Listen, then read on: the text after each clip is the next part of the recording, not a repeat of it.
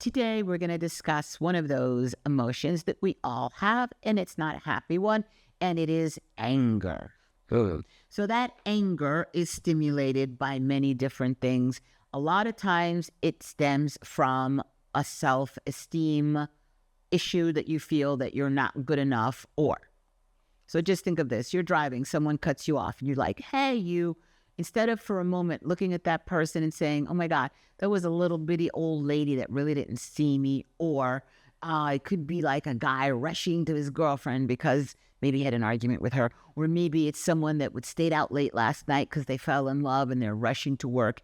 And if you knew that situation, that they were cutting you off, but not because of you, because of something else, you would go like, oh, I've been there. Oh, go ahead, dude. Go ahead of me. Or do this. And it wouldn't upset you. It wouldn't make you angry. Right? Okay, so negative emotions, we all have them. I have them. Anger produces a jolt of too much dopamine.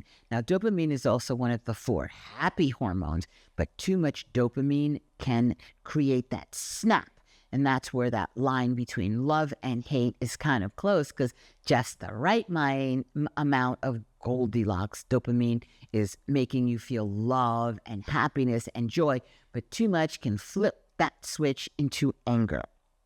There are people that are addicted to that excess dopamine, and they are addicted to anger.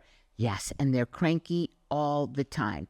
When you have elevated hormones, let's say elevated levels of testosterone, that can flick you to anger more rapidly than as if your testosterone levels were more stable.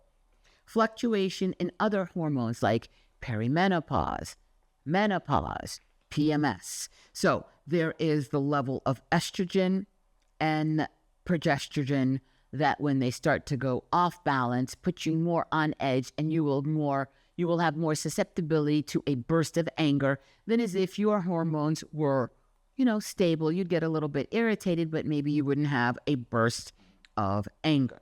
Chronic anger leads to all kinds of diseases in the body. It leads to heart issues, circulatory issues, digestive issues, sleep disorders, high blood pressure, and more.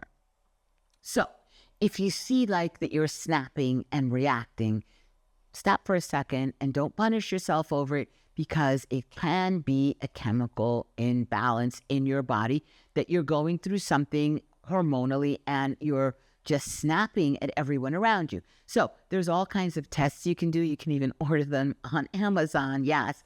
And there's like a saliva test that you spit into this little vial, whatever, how many times a day, and then you mail it off. And they will tell you your hormonal levels, because that saliva test is done at various times over various days, most of the better ones. Or you can go to your doctor and have him test you.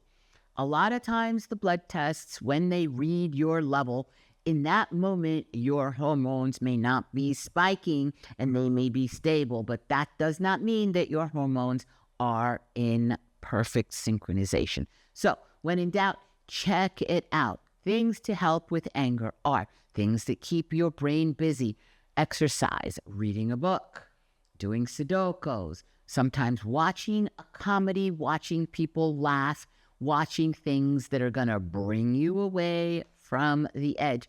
Maybe going and getting a manicure, pedicure, getting your hair done. Unless they ruin your hair or nails, then there's more anger. But things that are usually dealt with feeling better, walks in nature and animals, will help bring you away from the edge. Always make sure that you're getting enough sleep and proper nutrition, because if you're not sleeping and you're cranky and you're not getting enough protein, it will make you crankier. This is Pilates Master Nikki. I've been cranky and I give me a spanky. I'll see you in class.